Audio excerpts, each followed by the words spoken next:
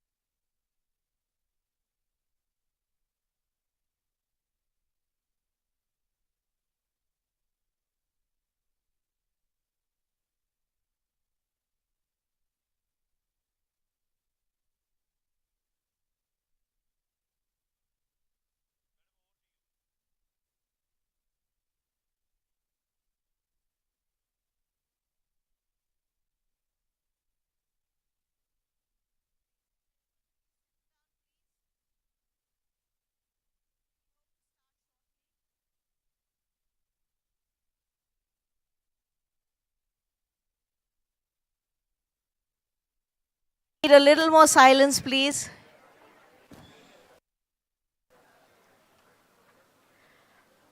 For over 200 years now, they've been the voice of the people and the fulcrum initiating tectonic shifts in the power plates. There's little doubt. Since the advent of the first ever vernacular, the Samachar Darpan in 1818, the regional media have set the standards when it comes to talking truth to power. They're the voices of local communities, highlighting concerns often overlooked by mainstream national outlets, fostering a sense of identity and belonging. They're instrumental in promoting regional art, culture, and traditions, ensuring their preservation in the face of globalization. Moreover, by covering regional politics, governance, and developmental stories, they empower citizens with the information so critical for participation in a democracy. A popular saying goes, "Kos kos par badle pani, char kos par badle vani." The water changes every mile, but the language changes every 4 miles. This then is the background for India's multitude of television channels, newspapers, and periodicals published in all the languages, both scheduled and unscheduled, enshrined in the Indian Constitution.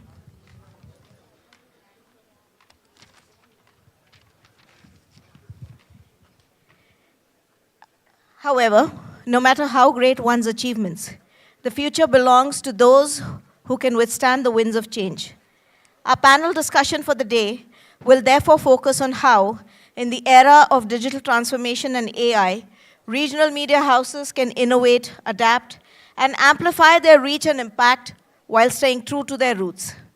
Our panelists, also the recipients of today's awards, shall shed light on this very important subject. First panelist, the erudite and affable Shri Samrat Fadnis, resident editor, Sakar Media. Would you please come up, Samratji?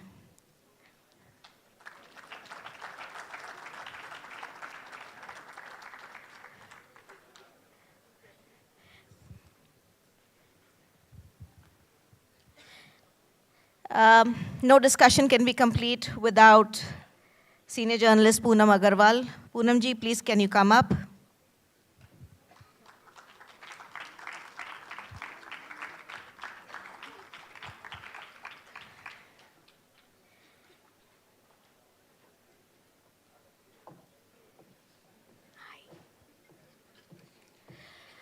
Our next panelist is Dhania Rajendran, editor-in-chief of the News Minute. We look forward to hearing your thoughts, Dhania. And last but not the least is our moderator for the day. With her vast experience as radio presenter and TV talk show anchor, Ujjwala Barveji is a pleasant and familiar voice. Currently working as the Dean, Tilak Maharashtra Vidyapit Pune, she retired from the Department of Communication and Journalism, SPPU, in June 23 as Professor and Head of Department. I request Dr. G. Gopalakrishnan, Director, BIMHRD, to kindly offer a token of appreciation to Ujjwala ji.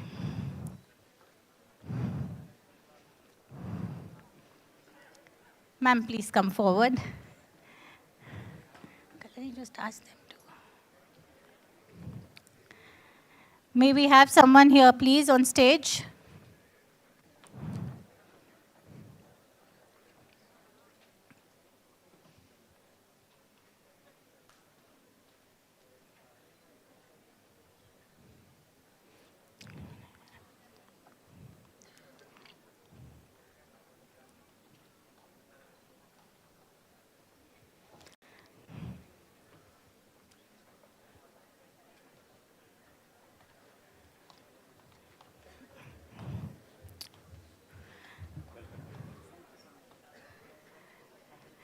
Thank you, sir, and thank you, Ujjwala ji.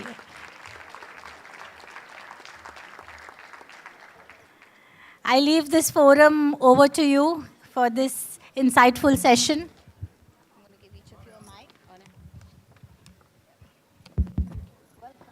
A very good afternoon, going on to a good evening also by the time we finish. And so happy that all of you are back here. And believe me, this session is going to be quite interactive. And please think of questions as we go along. And then you can maybe come here and, or maybe we have volunteers that can, who can pass on the microphone. Please raise your hand and we would love to hear from you because the topic is that regional media and its challenges in the digitalized world. But though we will be talking about regional media as we have Samrat Phadnis who represents Pune's biggest media entity, that is Sakar. And we have two experienced young, yet young or young yet experienced, whatever, journalists who will have maybe who can give a larger different perspective because they work in different areas.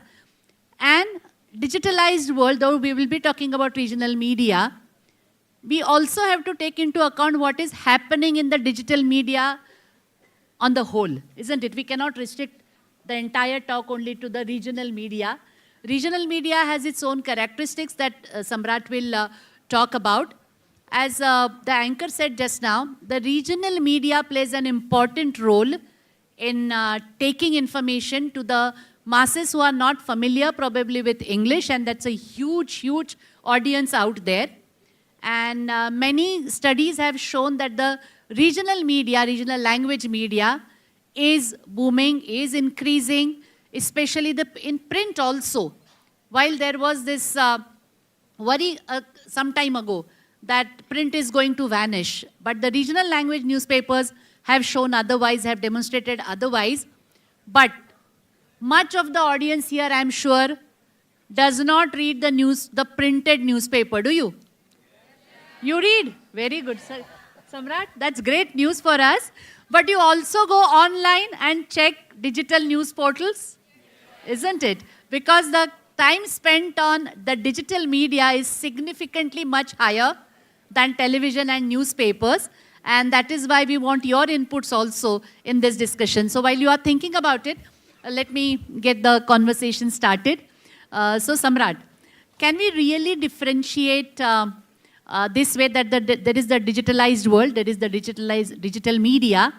So the national media, maybe we can say it's in Hindi or English, and then the regional language media, which is maybe digital or the conventional. Are there marked differences between the journalism or the way the digitalized media used by regional language players and national players, that is Hindi and English? Hello. Thank you, ma'am. First, definitely there is a difference, and that is between the wages, nothing else actually.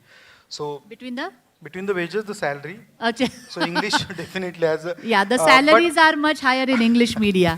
Because I work in both the mediums, so besides that difference, that joke apart, but the way the regional and the good that we use the word regional.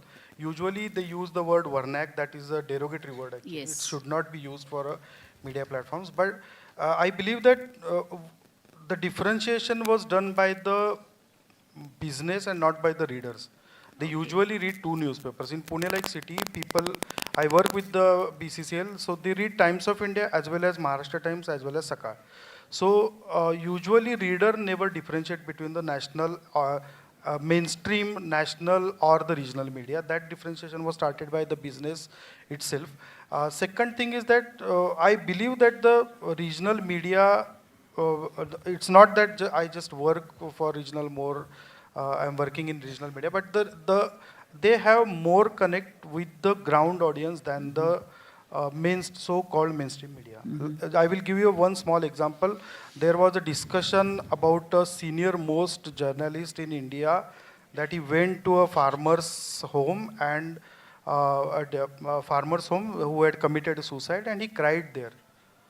So I was shocked, not at his cry, but I was shocked because he was unaware that a person could commit a suicide for a loan of 1 lakh rupees. And he donated that 1 lakh rupees.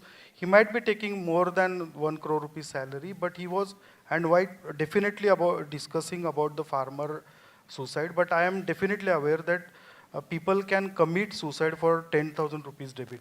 So that is the difference, I believe, in a journalism of the national English, prominently English journalism and the Hindi and other language newspapers. So this is this differentiation is done by the business and not by the reader. So Marathi or Hindi reader is aware that a farmer can commit a suicide for 10,000 rupees or 1 lakh rupees debit, and I can write a story about how they are in a miserable condition, and he might get help. But the journalist who is living in Mumbai or Delhi for more than 3 decades was unaware that a person can commit a suicide for rupees 1 lakh debit.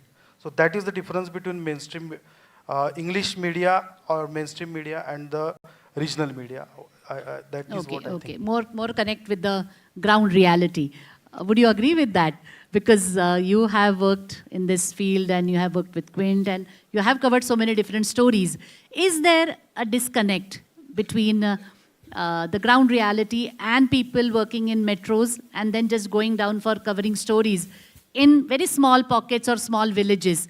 Do they need to work more on it, or do they need to be sensitized more? I agree with him. Whatever he said, it's just not about the salary, but it's about many other things. It's also about, like, when we say, I've worked with national television all my life. So when it comes to national television, when people watch national TV or read national newspaper, they look for what are the main things that happen in India per se. But for instance, if I go to, say, even when Dhania's channel started, like even today when I go to the News Minute, I would like to see something which I haven't read in Indian Express. Because I know Dhania works from Bangalore and she's very much focused in southern region. And I know what she will write or report would be far more authentic and with details, deeper details, rather than anybody else in national television or national newspaper. So that is the difference between regional and national. So if I want to read something in details about a particular event or any investigative report from a particular state, I would prefer that regional platform for it. And secondly, as a journalist, I've worked all my life in Delhi. When it comes to, say, suppose I want to report something in Maharashtra, for instance, Maharashtra itself, I was doing one long form story and I got some leads in Pune. So I contacted local journalists here. As he rightly said, that a local journalist would be knowing much more about any topic of farmer suicide or any other sort of scam or crime or anything, rather than a person sitting in Delhi. Yeah. So that is the difference. So you cannot really compare the knowledge of a local journalist with somebody who's sitting in Delhi. They look for people who are local. So there is the difference. There has to be a synergy between, because Yes, people yes. sitting there can And- know pan-India scenario. Yeah, you whereas- cannot expect them Yeah, to know everything. That's true. So for us also, it's like, okay, I still get surprised, amazed with certain details that I was in Bhopal last month. I got to know about certain things related to sand mining. All of us know about sand mining. But details which I got from the local journal was amazing. So that's where the difference is. Yes. Danya, you are with News Minute, and especially working in South India, and News Minute is in different languages also. So can you just tell us about how it came about and how is the audience engagement? Because we are talking about the digital media. This is only digital only, isn't it? Yeah. Platform. So We are in English only, though I would love to have the News Minute in different languages. I read News Minute Tamil, News Minute No, we have Telugu. certain language. A few articles, that's all, Okay, not okay, everything. okay. I'm So so sorry. first, I just want to say congratulations to Vinita and to Corporate Citizen, and to all the students, my condolences, because you've had to had lunch, and then Mr. Gopalakrishnan with a full military style made everybody sit here. And I was feeling happy for a minute that I studied in a government college in Kerala, where there is absolutely no way that they would have made us sit in an auditorium like this, because somebody would have locked the principal inside the auditorium, got out the place and gone. Of course, I studied Listen, many years. forget it, forget it. Yeah. So I was like, this would never have happened in my college. Then I studied in a private college where, yes, we would definitely have had our attendance marks. So first, my condolences.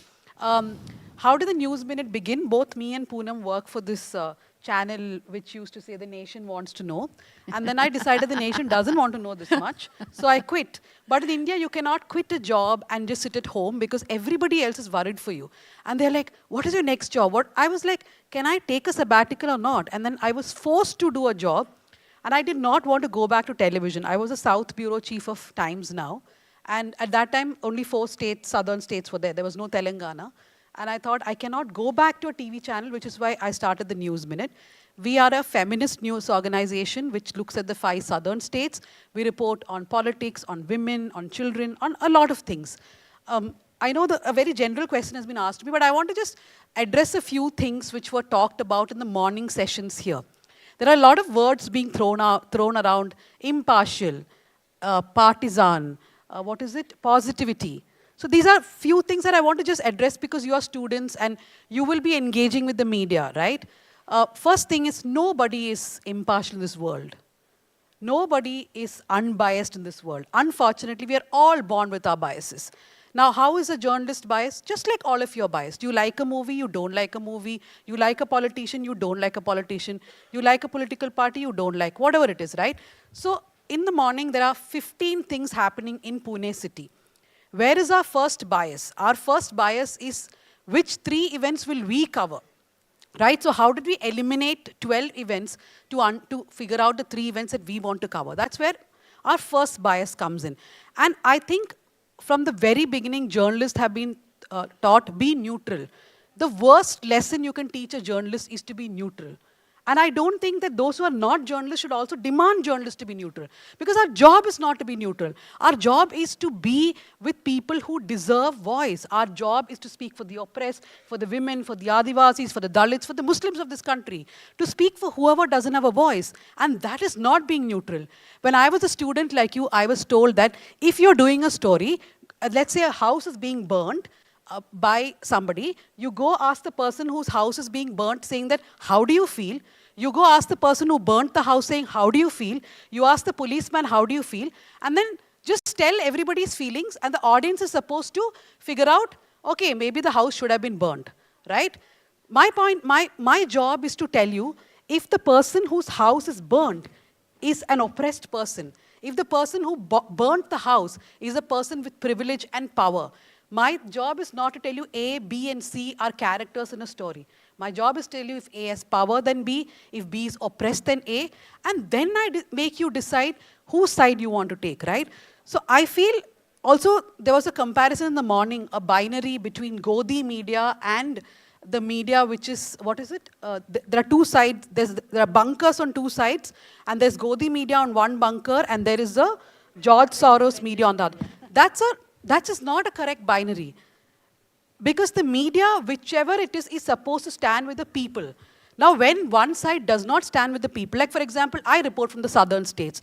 Who are the governments there? The DMK is in power in Tamil Nadu. The CPIM is in power in Kerala. The TDP and Janasena and BJP are in power in Andhra Pradesh. What are the other states? Congress is in power in Karnataka and Telangana, 2 states, right? So we have written so much about how the DMK's functions, where they take Dalits to temples. There are these, even today in 2024, Dalits are being taken to the temples first time in Tamil Nadu, a state which has always believed in social justice. Why is that happening now? So we have to question the DMK government there. We have to question the CPM government in certain things. That is my job as a journalist. My job as a journalist is not to be under a bunker and say, I am a Godi media, I am a, George Soros media. For example, if you actually Google Danya Rajendran, you will see a lot of articles saying Danya Rajendran is the Indian agent of George Soros. I sometimes feel sad for George Soros. He has no clue about my existence, but I'm supposed to be his Indian agent. Why? Because somebody has put that name on top of my head. I am not responsible for that. Neither have I chosen that bunker. Sorry. And it will change, as you said. You can't be just on one side every time. You are on the side of the right, of the just. I mean, all of us can go wrong. But my point is, we have to choose to be the voice of the voiceless. Yes, that's true. A lot of points are being raised here, so I would love if you note them down and ask your queries, because this dialogue is what all the panelists said, that they would be more interested in having a dialogue with all of you. So what system, Vinita, can we have for if somebody wants to ask a question? Will you raise your hand? No, yes, we have a question from here. Can we go to the questions directly to the audience? Yeah, if we can have a mic. Yes, please.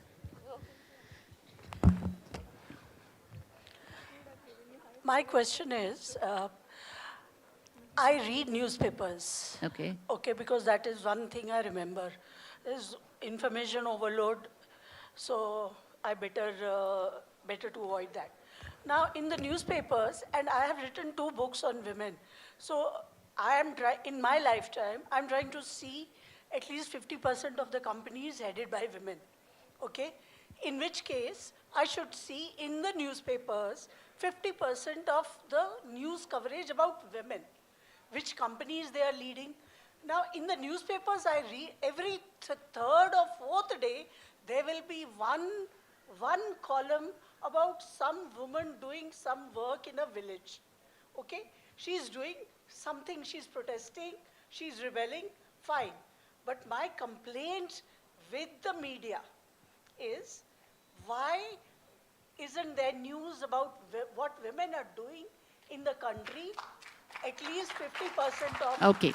Yes, thank you so much. Danya here had said that hers is a feminist news thing. And we have Samrat here, who is in charge of the news coverage. So let's hear from them whether women are given the due coverage in the news media. Let's not stick to only newspapers. We can extend it to all the media. First of all, this stage is a fishy stage. So this is not the media actually. So not 3 journalists and 1 male journalist. That is not happening in the newsroom. So newsroom is dominant by male. So that is first reason I believe. It's not happen. For example, I worked in print for more than 2 decades. So out of 100, there are only 8, 9 women journalists. So that is the first reason. Second is the it's lesser understanding of the business actually. So a journalist who is in the market understands that understand patriarchal language. So he reports everything from a male perspective. We tried, especially in Sakal and the earlier newspaper where I was working, to report daily at least 2-3 stories about women. So what they reported actually, it was like where you should go for a shopping, what kind of jewelry you should buy, what kind of makeup you should do. So when you go any I would, it's difficult to use that word, but lesser intelligent newspaper, and you will find that 99% journalists, if you ask them to report about women's stories, will go to shopping. So that is kind of patriarchal mindset we are raising for more than 7-8 decades. In Sakal, when I tried to add women journalists more, when I joined Sakal as an editor, there were 3 journalists. Out of them, 2 were 56 and 1 was 32. And now there are 13, 14 women journalists who are actually doing, and then we can actually bring the change. So the first thing I believe is that the percentage of women in journalism in decision making is very much less. It's not a fortunate, the word is not appropriate, but my management appointed a woman journalist as an editor, Sheetal Pawar, and then we started to change the things. So appoint the decision maker. If I am a decision maker, my comfort is with the male journalist who can work till 1 a.m. instead of recruiting a woman journalist whom I should send a vehicle to drop her home. So that kind of, this is the general story that impacts actually the hardcore woman-centric journalism. That is definitely not happening. Few like Danya are experimenting, but I believe that these are experiments. Times of India like newspaper, if they are bringing out woman page daily, 90% of their content is about lipstick and whether you buy this stole or not, and not the what ground reporting, ground woman is saying. So that is what happened in Maharashtra. Nobody believed that Ladki Bahin like scheme will make a success, because we don't know what women are thinking. So this is what the ground reality of journalism is. Thanks for showing restraint and not responding immediately, Poonam.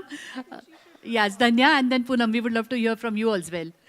Women journal. One thing is that apart from coverage of women's issues, women at top positions, women at deciding positions, that also is something else that we can discuss here, whether it's in regional media, national media, whatever.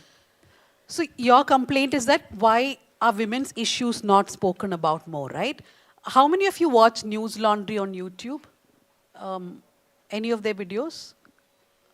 Okay, at least a couple of people there do. is a News Laundry. It's a Laundry, very interesting... Yeah.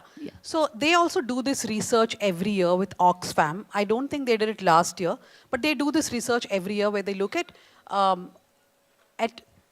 what are the composition of journalists in the newsroom, who are editorial decision makers.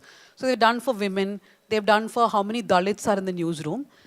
It's very important, right? Because when we talk about women, we also have to speak about intersectionality, which is the problem in India is that 85% of editors in newspapers are men, and out of which 100% almost will be upper caste men. The same in television and little better in digital. I mean, television also slightly better. Digital is a lot better. There is a lot of women leadership there, not because of any other virtue, but people like me started small ventures on their own. So there are a lot of digital media sites, like Poonam has her YouTube channel. So Poonam will be included as an entrepreneur, and therefore she's just making that statistic look better. But would Times of India employ me as an editor? I don't know. That point is that I started my own, so I'm just adding to the statistic. How will a newsroom, like a newspaper, like he was saying, write about women when you do not have women in the newsroom? And when you do have women in the newsroom, they are in junior positions, where they are not able to even articulate or stand for the fact that we need more coverage, right? See, I'm not saying having women as leaders in the newsroom is going to solve every problem that we have. But how can we not, 50% of our population are women, how can we not have that in the media, which is writing about that population? And diversity is a thing that Indian media does not want to even talk about. They do not want to address it. They will ask IT companies, they will ask corporates, what is their diversity? But if you ask the Indian media what is their diversity, they do not want to talk about it. And the worst is, it is very difficult for people from marginalized communities to actually work in media, because in most newsrooms, I don't know about the north, but in southern states, people can identify from your last name, right? Like what caste you belong to. So within the newsroom also, there are a lot of issues which happen. So there is no way that we can cover more about women unless our newsrooms are filled with women and senior people. You should also read up some of these really good surveys done by the NWMI, which is the Network of Women in Media. My colleagues Lakshmi Murthy and Geeta Seshu, they have done very good research about, it is not just about writing about women, right? These 9 o'clock TV battles that you see, that is also 90% men. When do you call women there? When there is a rape? When there is some sort of violence, because women don't know about finance, politics. They can only be called when there is a rape. So even the TV debates have very less of women. And what is the excuse? Like he was saying, when I joined TV, I was told that the target audience is, please correct me if I'm wrong, A, B plus 25. What is it? What is it called? It's basically, it's the target audience of a newspaper or a television is a male. Now, in this classroom, there are so many women who will be high-end earners, right? I mean, you are all MBA students, I gather, most of you. Whatever it is, okay, literature, if you're MBA students will earn better than the journalist, I hope. But you will not be counted as the audience. Your male colleagues will be counted as the audience. 25 plus earning male is what newspapers and TV channels still count as their market. So who are they catering to? Your male classmate, not you. This is the problem with how the media thinks and behaves. Yeah, before I go to Poonam, there is also another study that said that even though newspaper or media houses appoint female journalists, the news beats that are given to them are softer and non-significant. So the women do not get to report on political issues from that particular perspective. And no, look at Poonam herself. I remember when I was in TV, all the CBI and all these hard beats, which are supposed to be like you have to work to get sources. Poonam was one of the first reporters to be handling that beat, women reporters. Yes, Poonam, so we would like to hear from you. Well, Dhanya and Samrat, they have covered a lot of it. See, the gender debate is never ending, and I've worked with the BBC as well. The gender debate is there as well. It's in India. I think it's a global thing. As far as women are concerned, they are always looked upon with less intelligence, which is a very wrong way to put. But that it is. Having said that, the brighter side is, when it comes to task, women journalist or women employee is considered to be far more reliable than a male employee. This is exactly what one of my BBC senior colleagues, he said that when he started investigative unit in India, he said, I want, Poonam, women journalist, women producer, women exec in my team. I asked him, why are you so biased towards women? He said that if I engage one woman in a team of 5, and I know that out of those 5, one woman can do far more better job than the remaining 4. Because a woman is far more responsible. They take their tasks very seriously. They're more sincere because they struggle to reach wherever they reach professionally. It is not given on a platter to them. For men, it is like it's another job. So it could be that we are not getting that kind of space in the media, but when it comes to women, and I'm speaking for myself if I say, as Dhanya pointed out, I'm into investigations, and it was not that I came into this profession thinking that I will be an investigative journalist. I came as a rookie reporter who had to cover everything under the sun. But once I proved myself through one investigative story, and ever since I was tagged with it. It was in NDTV, and then there was no looking back. I've been asked to do certain stories which involved lots of risk. My editors would say, do you want to do? They would ask, but then say, yes, go ahead, do it. Like, they never thought about me as a woman. So, all I'm trying to say that it is difficult, but yes, gradually we are making our mark as an entrepreneur or whatever in digital space. Dhanya, look at Dhanya. There is a Probe by Prema, and then News Laundry. There are many, women have really come up. Of course, there is a problem when it comes to the space in the media, but I feel women can really make their mark much, much more in the future. Given the kind of sensitivity, we are far more sensitive. Let's accept that. I'm sure men will accept that. Women are far more sensitive towards issue. They take it up more seriously when it comes to certain social issues. So when you read certain articles, you can feel that. Correct me, there's a male journalist here. I don't want him to feel a bit offended. But that's the reality. So I don't want to go more on that because I can really, end up saying something which might... I think we should offend more. might offend more. No, I mean, it's a good point that was raised, and it gives, the audience also an idea about what goes behind the scenes and why And that's whatever I've said, it's 100% true. Yeah. So that's the reality. So women here, you should feel proud of yourself. Let men think what they want to think. Yeah. But I must I would like to repeat or bring your attention once again to what Samrat mentioned is that Sakar appointed its first woman editor because we have always been lamenting this that women are not there at the top positions, and I'm sure that has made a lot of difference. But that is just the beginning. Yeah, I'm so happy to see raised hands. So let's go here in the first row and then the second back there in the third row. And please keep your questions straightforward and crisp. Yeah, thank you so much. My question is related to the conversation which is going on now. I'm from education field, so I can see that many women are there, even at the dean position or at very high position, we can see women. Even in schools and education sector, if you see in our college or other universities, number of women who are there working, that number is really very big than male candidates. So why it is in media they are facing a problem? Is there anything that media is not allowing women to come in or something? Why this is so? Because in education sector here also you can see that number of girls, and even on the panel also I can see 3 women who are sitting, only 1 boy. Yeah. So why it is with media? No, I think we kind of touched upon that question, why women are not employed in a high... But But again, I that don't is think it's a media only problem. If you take corporates across the world, they do not have enough. There are studies from every country that they do not have enough women CEOs. In fact, in the stock, if your company is is listed in the stock exchange, or I think you're supposed to have women directors, we have to have a rule that there should be women directors, right? We have covered the story of a large group in Chennai which does not have a tradition of having women directors. Only the male members of the family can become directors. So it is not a media only problem. I don't know why there are women in education. Perhaps men feel that education is not a place that they want to be in, so they just No, this is give again it to the hypothesis, women. I feel. Yeah. But it's okay. Thank you, not a problem. thank But she you. asked the question, why women are not covered in media? That question that's related, what we was just discussed that. a little Yeah, bit. yeah, thank you. I mean, thank that's you. a good question, but Thank you. yeah. But the reason why women are not coming to the media is because there is a notion that the media is an unsafe industry to be in. Yes, it's on. You may speak. Hello, yeah, hi.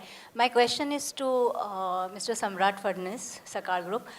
Since now I see that a lot of millennials and Gen Zs are, enjoying podcasting and Bharipa channels, digital, coming back to the panel discussion topic from women empowerment. So I would like to ask how it is impacting the readership from millennials and Gen Zs. Because Gen X, I come from Gen X. So I have to have Sakar while I'm drinking my coffee. So I would like, if you could throw light on that. First of all, for last 2 decades, I joined digital. It was an internet journalism in 2001 with e-paper making and other things. But I realized, and at that time there was a discussion that newspaper will die soon in next 10 years. So my deadline was to make sure that we are converting into e-paper by 2007-8. But still we survived. So newspaper reading or reading habits, even if there are 100 students, how many of them sit in the library particularly to read? So it's a very less number of percentage. That happened from not only in 21st century, but it is happening for last 100 and 150 years since we are reading. So reading habit is not 100% across the society. Newspaper circulation definitely declined during COVID and not prior to the COVID. But what we see at Sakar is when my newspaper circulation in Pune declined by say 100,000 copies across Maharashtra. But at the same time, my e-paper subscription or digital subscription has grown 8-9 times. So instead of making loss, I am earning profit. So that is what the business perspective changed. People are definitely reading. They are so millennial children, they are reading on different platforms. So at a time, my role is not a print media journalist. So since 2007-8, we are practicing. It's a media convergence kind of thing. So now we call it integrated newsroom. So instead of just writing a story, journalists particularly making video, making audio for different podcasts or radio channels, and writing social media posts, particularly for different posts for Instagram and a different post for Twitter. So that kind of integrated approach actually helped regional media particularly to make sure that we don't call anybody a reader now. So it's an audience, so somebody might be reading, somebody might be listening, or somebody might be viewing a television channel. So we ensured that our audience is intact and it's growing by the way our population is going by the way our literacy rate is growing. So that is how most of the regional media landscape changed for past 10 years, and it helped actually in growing the readership, growing the viewership and the usership. So we have more than 1 million users, particularly on esakar.com, different user on Sarkarnama, different user on a young audience website, but they are reading on their own platforms. If I ask somebody to sit and read a newspaper, they might not like it. So if 20, 30 years back, if somebody asked me to read a newspaper, I would have rejected. I want to see the television channel instead of that. So that kind of thing is there. So newspaper, particularly newspaper kind of thing, is shifting towards all the fragmented part of media platforms, and they are getting good responses across the platforms. Yeah. When we come to the business side of it, Sakar has already an established business, media business, and they ventured out into the digital platform. But in case of digital only, how does the monetization work? How does the revenue model, and what does the data analytics tell you, and how do you then cater to that so that you can sustain yourself with your conviction? Yeah. So I just want to say one thing, that what you asked, why do women come less in the media? I was saying that perhaps it's a notion that it's an unsafe place, right? So a lot of parents don't want their girl children, for example, to become journalists. And I don't completely disagree with them that their fear is there. So I think that is one reason why the media is saying less women. To come to your question, I would divide digital into two. One is a Sakal Times, which is part of a big group, right? For example, there's a Hindu or the Deccan Herald, Times of India. These are all big legacy media, which has newspaper, which has digital. Therefore, digital becomes a part of their big business. And it's an extension of that business where they take advertisements for newspapers, they take advertisements for digital. So the money, like he said, actually a lot of newspapers are now making money through digital because people are subscribing to e-papers. The other side is the smaller digital media side. We saw a huge shift in the Indian media from 2014. That's when all the news websites started. I think it was with the Wire, Scroll, Quint, the News Minute, then News Laundry. News Laundry, I think, started first. So there are lots of websites which have come after that. News Click. At least 20, 30 websites came in a matter of 5-6 years. But a lot of them have shut down also. India Spend is still there. There is Article 14 now, Alt News. So I am the chairperson of DigiPub, which has almost 110 digital media platforms. So sometimes I wonder, like, how many are out there? For those people, it is difficult. It is difficult for multiple reasons. One is that, for example, we do not take any government ads. We do not take ads mostly, and we do not take any government ads, whether it's a union government or state government, because we believe that gives us a semblance of independence, right? A lot of the independent media websites do not take government ads, which includes The Wire, News Laundry, everybody. So how do they function? They primarily function through their subscribers, which is people who read news. They all have monthly or quarterly or yearly. And believe me, there are a lot of people in India who do not mind, that it's at one coffee or a banana walnut cake in 1 week that you perhaps sacrifice for one subscription of a news organization, because you believe that you have to preserve these organizations, right? So mainly it is coming, the fund is mainly through that. Why is it a problem? Because digital media has been very vocal against the current government where it is needed to have been vocal. Which is from 2014, the union government has tried every trick in its book to bring digital media under some sort of rule or the other. We first saw digital media rules being brought in, I was the first litigant who went to court with The Wire. Then there are multiple litigations in court. Now it has been stayed. Then they tried bringing the broadcasting bill. I don't know how many of you are aware of the broadcasting bill that they tried to bring last year, which does not impact just news media. It impacts everybody. For example, do you people do any videos on your Instagram when you travel somewhere? Now, let us say you make that into an Instagram channel where you are posting your travel videos. The new broadcast bill says that there is a committee which you have to appoint with 2 or 3 people, in which one person should be from a marginalized community, and that they have to look at this video where you are just in some Ooty hills, and they have to say yes, and then only you can upload it. So this was actually opposed by every other YouTuber. It was not just the news media, which is why the government has now kept it at bay. But I'm pretty sure it will come back. So our difficulties too, one is of course how to make money. Exactly. And because stay to sustain independent. yourself, you Yeah. have to have money at the end of the Yeah. day. So what I asked was like, there is this data analytics that people rely a lot on. So does that tell you what kind of stories should be made more so that there is more engagement? How do you try to strike a balance? Because you see that a particular story, वो बोलते हैं ना कि आज ये story बहुत ज़्यादा चल गई, or it became viral. So do you cater to that also and try to strike a balance? What do you do? No. Like sorry, but I was reminded of Times of India. Whenever you click that website, I don't know if it's there now. There used to be this bikini column which Times of India had. It's still there? Okay. So imagine that is one of the biggest hits on Times of India, that bikini thing, where different actors in bikinis used to be one of the biggest slideshows. So people just slide, right? One bikini after the other bikini. So I can also do bikini slideshows, but we don't want to do because the point is the Indian audience is also hypocritical. It is not just the media. And we have to, the audience has to realize that. For example, I don't know any big actors here who got married recently. Who got married? Tell me an actor who got married recently. Siddharth. Aditi Rao Hydari. Okay, but they are both. Okay, fine. Naga Chaitanya got married. So let's say there's a story about Siddharth and Aditi getting married or Naga Chaitanya getting married. I can tell you that almost 90% of people will click that link because they want to see the pictures, right? But they will still abuse on Instagram saying, why is this a news? Why is this a news? Why is this a news? Yeah. But they will all read it. At the same time, if I put a story saying a manual scavenger has died in Pune because he fell inside a sewage pit, nobody will read it, but they will all share it because it looks beautiful on their wall that they are very conscious of society.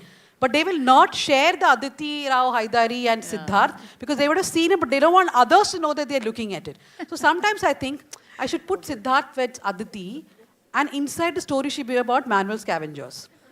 I have not about Siddharth, but I've generally had these thoughts, how to fool the Indian audience, right? So the media is hypocritical, I agree, The audience but also. so is the audience. Yeah. And if the problem is how to then trick the audience, that's what we have to keep thinking exactly, about. because you need to have audience to be there, because that also is an appreciation. That is what you are working for. So to reach. instead of a bikini slideshow, I would rather do find a Siddharth middle- and Aditi middle wedding because path that is less somewhere. problematic. Yeah. Poonam, you have your own YouTube channel. So the question is also to you that how do you decide which topics get picked up and how you present them? Who do you talk to? Well, I do have a YouTube channel and I just started this year, but I'm more into investigative journalism than running running a YouTube channel is a task. It's a huge task, especially when you're doing it all by yourself. And I started out of passion, out of interest, whatever. I didn't start the way Dhanya. Dhanya started a proper digital platform with the, with the team of members catering to news. I started with the thought that I wanted to voice certain stories which were not really in the public domain. And the primary thought behind starting ExplainX, the name itself says, is that to explain people, stories in simple language. There are many stories which we read about, like Enforcement Directorate raided so-and-so and CBI raided so-and-so, legal issues and all that. I'm an advocate as well. So I thought that why not to cut it down in a way that the youngsters especially, they are able to understand. So that was the thought behind it. But when I started, coincidentally, electoral bonds happened, the judgment came, and the elections were there. So my entire energy went into electoral bond stories, and it was a blessing in disguise. The story came into the forefront once again. It became a chatter. So the biggest drawback of YouTube channel, I would say, because I'm only running YouTube channel, no newspaper, digital newspaper, is that on YouTube channel, you get a particular kind of audience. if an audience knows that like I'm a journalist, I should be looked upon as a journalist, not as anti-government or pro-government, pro-Modi, anti-Modi. My job, I'm supposed to be a journalist. Through journalism, I'm just putting out facts and the data before the audience. I should not be tagged upon like anti-government or, of course, whatever government is doing wrong, it's wrong. But the audience that I have got now, they want to see particular kind of stories which are like corruption, scam, EVM scandal, or, that is how the YouTube works. It's either pro-Modi or anti-Modi. So the audience is very divided. As Dhania said, that audience are equally, biased. Yeah, that's true. So they pick you. And they pick you because they like what you're saying. The moment I say something, in fact, it happened in one of these videos.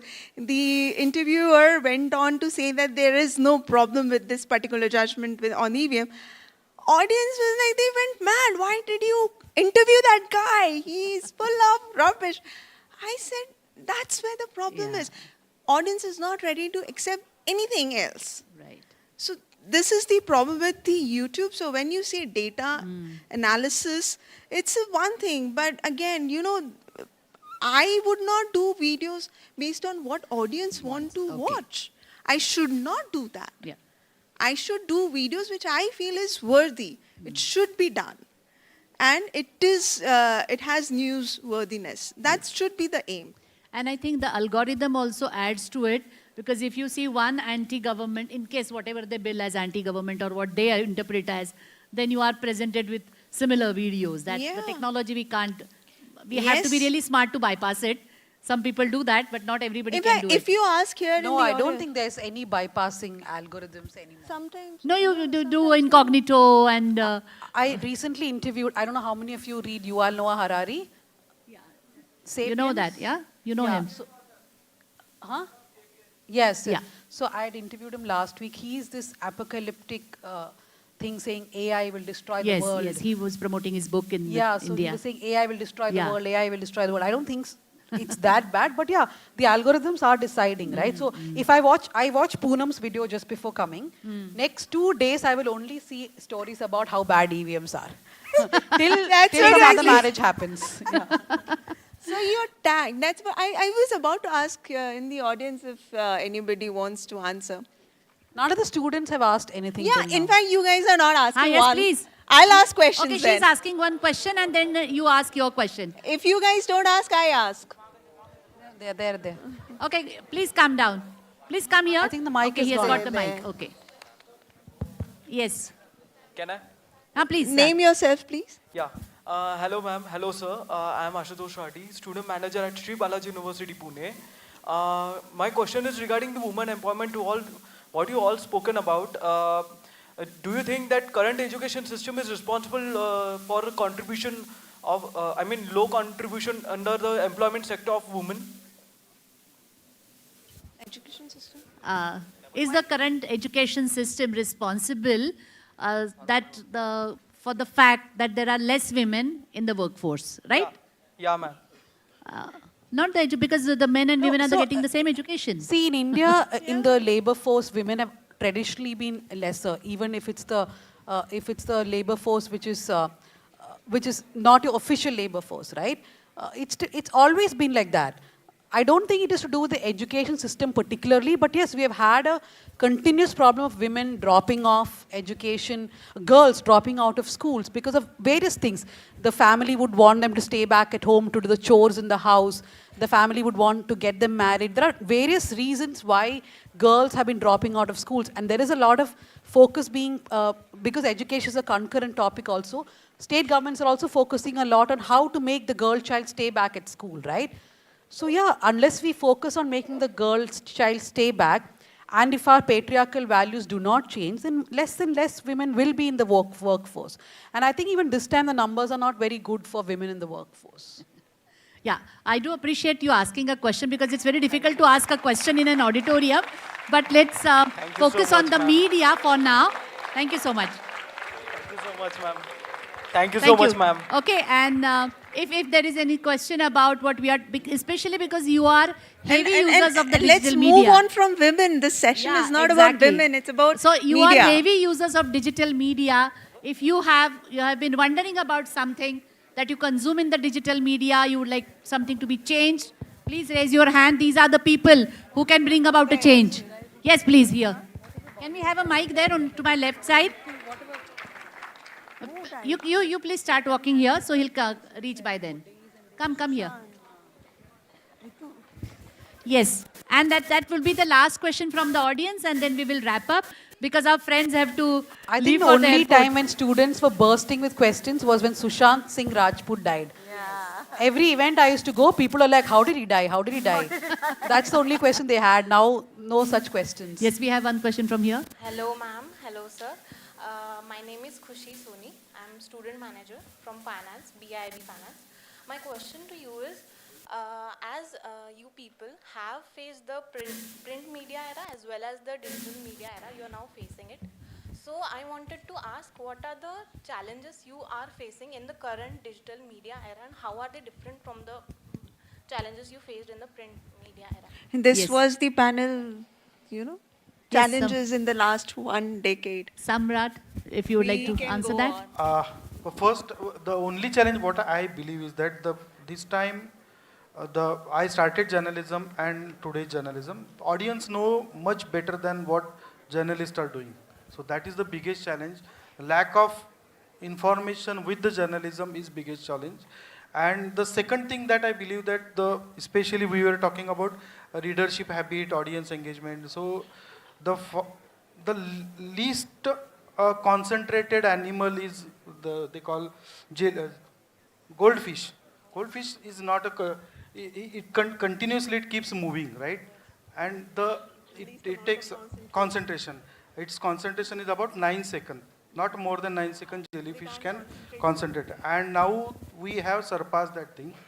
So the generation that born after 2009-10 can concentrate not more than 7 seconds. So if you go through the Insta Reels, there are 10 second is their benchmark Attention for span. goldfish, and 6 second, 5 second. Facebook started that thing. 3 second benchmark is for humans. So the biggest challenge for me is to attract a person of 16 years old for more than 3-4 seconds. So these are the two challenges what I believe is. Yeah, and that audience needs to be nurtured because they are your future audiences. Yeah. So you need to cater to them. Yes, I live Danya. with a goldfish. He's 14 years old, my son. So I think he has only one action in life. And I'm like, I tell him sometimes watch one video. It's too long. Who's going to watch your video? It's too long. I can't make 8 second or 30 second. I mean, I try my best, but then he would say reduce to 2 seconds. I think the biggest challenge, there's no big difference because you are moved from print to digital, right? Because your core skill is still the same. You are a reporter who's going out, you're an editor who's editing story, whatever is your core job remains the same. The problem is, like he said, in the speed, how fast can you do things, because there is also a digital urgency, which I think has been the biggest problem of journalism, that from this nonsensical breaking news on TV, which both of us, I did for 8-9 years, and trust me, at least 40% of that is a lie. It's blatant lie made up by reporters, because your editor will call you and say, give me breaking news. And I'm thinking, okay, now what to break now? So at that time, I used to live in Tamil Nadu, and Karunanidhi's children, Kanimuri, Stalin, Alagiri, especially Alagiri and Stalin, did not like each other. Everybody knew that, right? So the editor will call, what breaking news? So I'm like, Stalin had a fight with Alagiri. Because that happens every day, right? So it doesn't matter whether I confirm it or not. So I'll just give it off. And then full day Times Now is running the story saying Stalin had a problem with Alagiri. I can tell you how many stories are made up on the spot by reporters. That is a problem which is shifted to print and digital now. Because a newspaper also has to have a digital side. So without confirmation, putting out things, that is the biggest problem of shift to from print to digital. And the other also, I agree with him, that journalists are some of the worst read people. They do not read books. They do not read anything, though they tell everybody else to read. They actually don't read. And so their knowledge is very limited to the 5 articles that they have written. I keep telling people, read books, read more. So when the knowledge of your audience, now there is though audience like to watch, see the wedding pictures, I should also say that audience are way more nuanced now. They understand more things, they're reading more things, but journalists are not making themselves smarter. So that is another challenge. You are getting to know some very neatly concealed secrets right now. No, it's not. I mean, this is my big complaint that people don't read enough. Yeah, so because I give compulsory reading in office now. Yeah.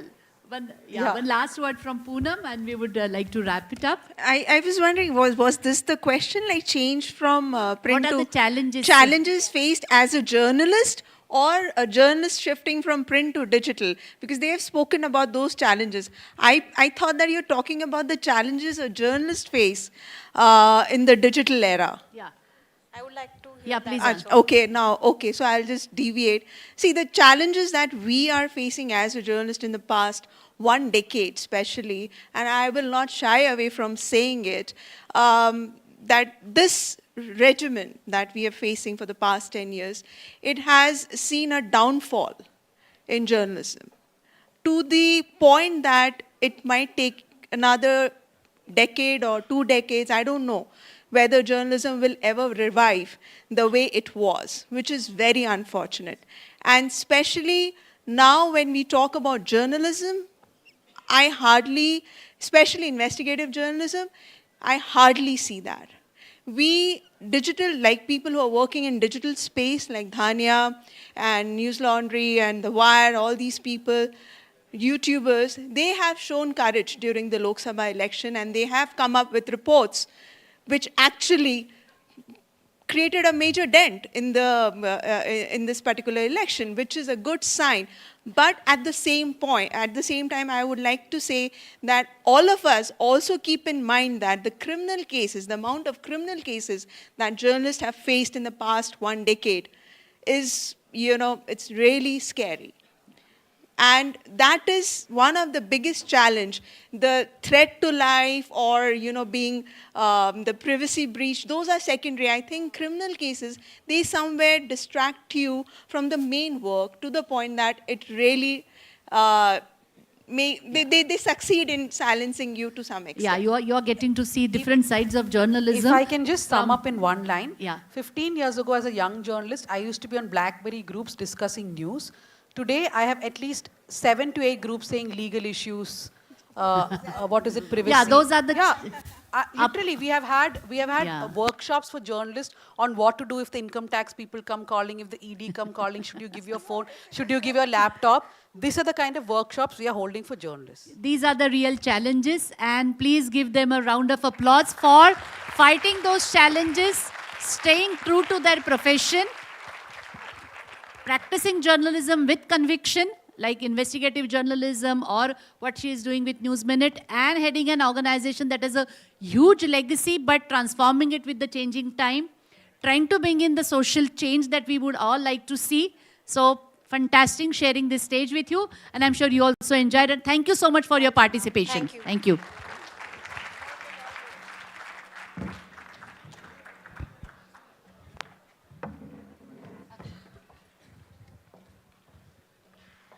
Thank you so much. That was really an enlightening and interesting session.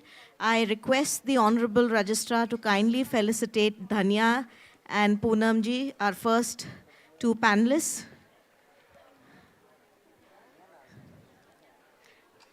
Please come up on stage. Ladies and gentlemen, I request you all to please bear with us. There's something really interesting lined up for you. Hold on, please.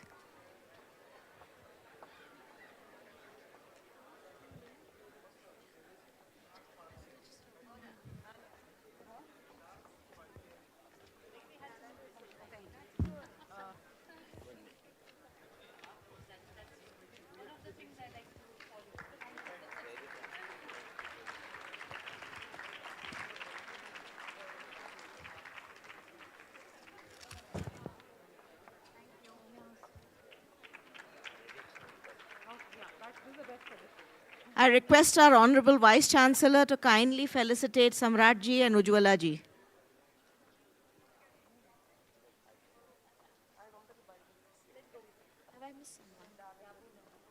Oh, I'm sorry. My apologies.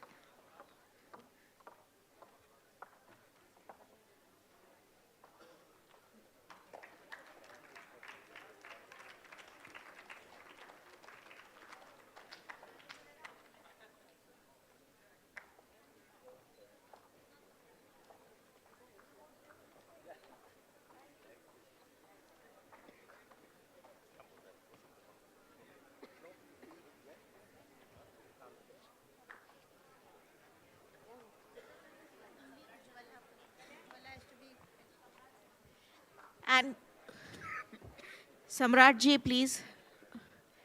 Will our Honorable Vice Chancellor please felicitate Samrat ji and Uljwala ji?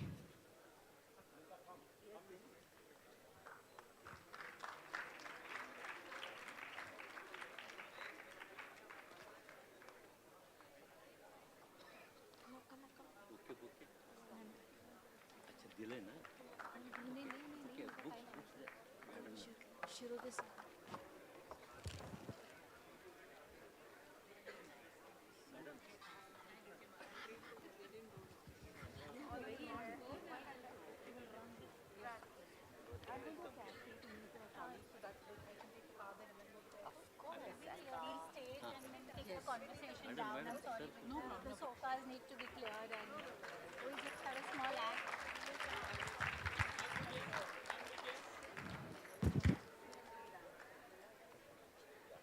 It's been a tiring day for all of us, but request you just another 10 minutes and we're going to be winding up on a truly powerful, unique wow moment. So keeping the suspense for you all, and I assure you that it's going to be a wonderful moment. May we request the team to please clear the stage. Students, may I please request you to remain seated.